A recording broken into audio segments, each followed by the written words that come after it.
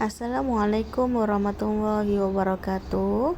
Okey, untuk hari ini Ustazah akan terangkan subjek adab, iaitu tajuk yang pertama, adab menghidang makanan dan minuman. Okey, anak-anak boleh buka buku teks muka surat 1. Okey, pelajaran yang pertama, tajuk dia ialah adab menghidang makanan dan minuman. Anak-anak boleh tengok tajuk utama dia adab menghidang makanan dan minuman. Okey, di sini ada adab-adab menghidang makanan. Ada sebanyak 6 poin. Ada 6 poin adab-adab menghidang makanan. Untuk poin yang pertama ialah susun hidangan dengan kemas. Susun hidangan dengan kemas. Okey. Apabila kita nak hidangkan makanan, nak hidangkan nasi, lauk, minuman, pastikan kita susun dalam keadaan yang rapi dan teratur. Itu yang dipanggil dengan susun hidangan dengan kemas. Okey, untuk poin yang kedua, lap pinggan mangkuk sebelum digunakan.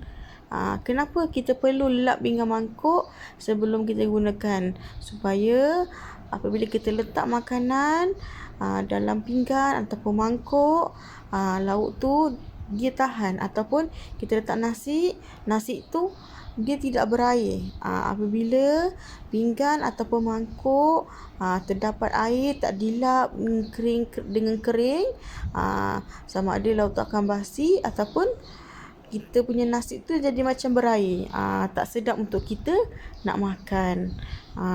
So kita perlu lap pinggan mangkuk sebelum digunakan. Okey, poin yang ketiga, gunakan pinggan mangkuk yang bersih. Kenapa kita kena guna pinggan mangkuk yang bersih? Sebab dalam Islam pun menekankan an-nazafatu minal iman. Kebersihan itu separuh daripada iman. So kebersihan tu penting.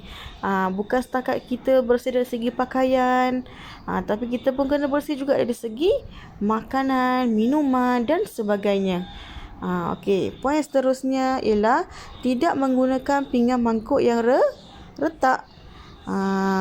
Anak-anak tahu kan macam mana pinggan mangkuk yang retak ataupun sumbing? Kalau di rumah anak-anak terdapat pinggan mangkuk yang retak ataupun sumbing, ataupun cawan tu kamu tengok ada sumbing atau retak, jangan digunakan. Tidak baik untuk kita menggunakan pinggan mangkuk yang retak dan sumbing. Kita gunalah pinggan mangkuk yang masih cantik, dia punya bentuk, dan juga cawan yang masih cantik dia punya bentuk untuk kita makan dan minum. Ini adalah poin yang keempat. Untuk poin yang kelima, makanan hendaklah disediakan dengan segera.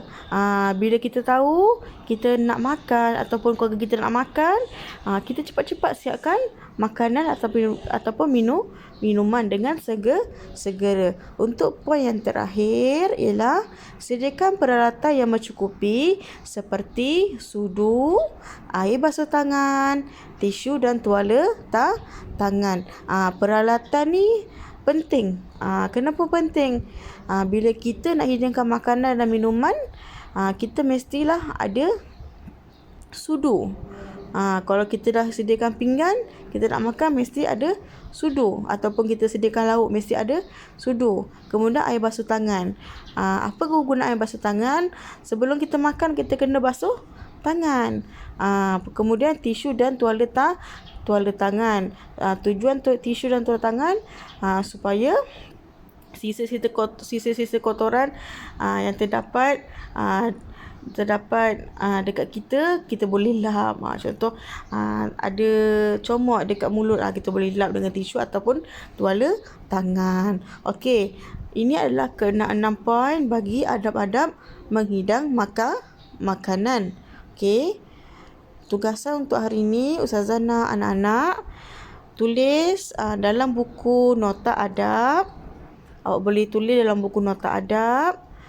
Awak tulis tajuk besar ialah adab-adab menghidang makanan dan minuman.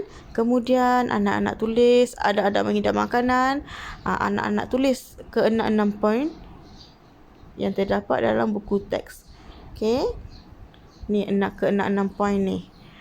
Tulis adak-adak mengidap makanan, tajuk besar dan juga poin dia. Okey. Setelah anak-anak selesai tugasan, anak-anak boleh hantar pada ustazah. Setakat itu, pendengar pada ustazah. Assalamualaikum warahmatullahi wabarakatuh.